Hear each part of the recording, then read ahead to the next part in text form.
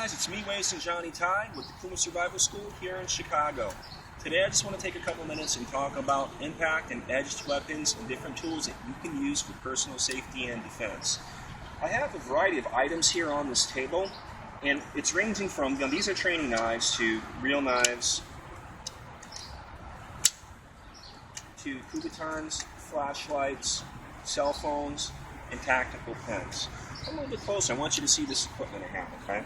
A lot of these techniques that can be deployed with these items are pretty universal. If you stand from over here, okay, these are training knives and real knives and phones.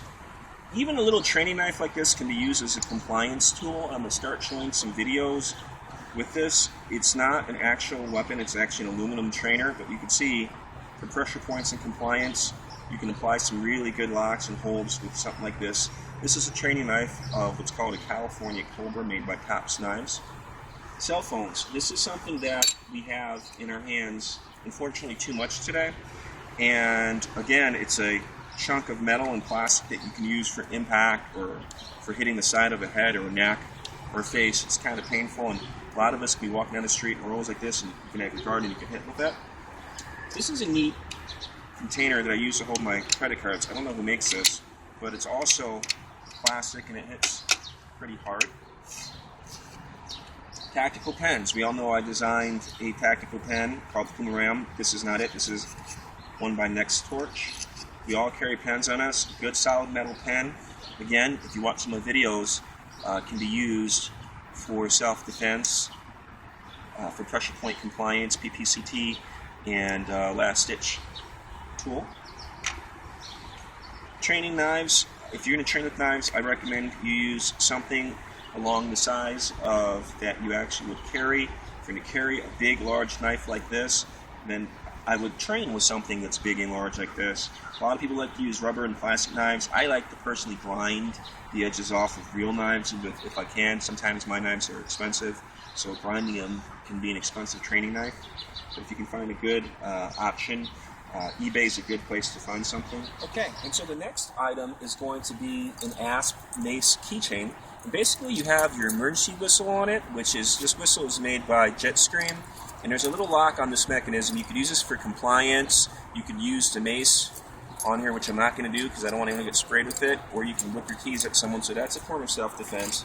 If you're going to have something on your keychain, those keys always have to be in your hands. So something like a cell phone, which is in your hands a lot, something like a pen you can have in your hand, when you're walking to and from your car through dark areas, or keys you can have in your hand. Another thing that you can have is a flashlight. This one is made by Cobalt, and this is a tactical flashlight, meaning it's black and it's bright. It's got a Cree bulb in it. There are some people that use less than lethal flashing in people's eyes. That works sometimes it doesn't, depending on the amount of lumens that are in your flashlight. And but more importantly, it's good for an impact weapon. It's got a little bezel on it that kind of hurts, and you got a fistful of metal. Of course, a knife. Pulling a knife is going to immediately escalate the level of force. If you're, lethal force is not your first option. It shouldn't be your last option. It's going to vary from time to time. Every argument I get into, or during a tense moment, the first thing I go for is not a knife. I mean, basically, you and me get in a serious argument, I pull a knife, turns out you're an off-duty cop or whatever, I get shot, arrested, whatever, okay? Or I pull a knife as well, and now I'm in a knife fight. So knives, and weapons like that, I mean, obviously, if there's a moment that you need to pull your knife, you pull it. It's not going to be every moment, though. So here's a couple different knives. This is a scimitar by Cold Steel. This is a ZT 0350. It's a flip knife. I like this mechanism because it's got a flipper. It's fast. It opens very easy. Again, these are training knives. Train with a good knife. Something solid. These are a little bit larger, a little bit longer. And if you can, walk with a big stick.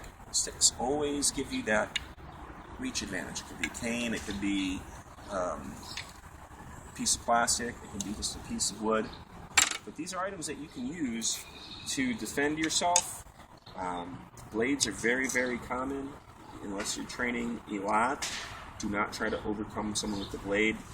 If they tell you expect it to be cut, you won't always get cut. It can happen.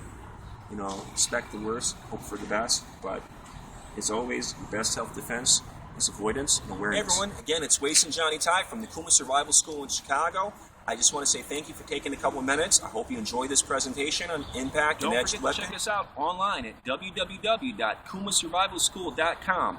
That's www.cumasurvivalschool.com. And remember to like us on Facebook.